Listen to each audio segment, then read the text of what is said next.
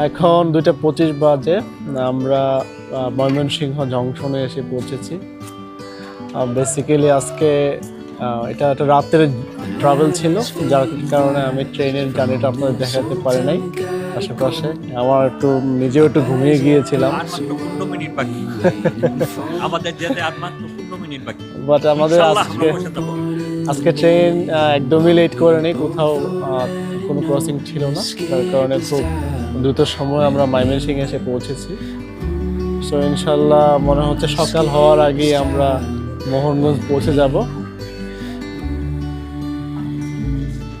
আমরা আসলে 10টা চিপসের প্যাকেট কিনেছিলাম, আমি মনে হয় 2টা খেয়েছি, বাকি 8টায় রনি ভাই খাইছে।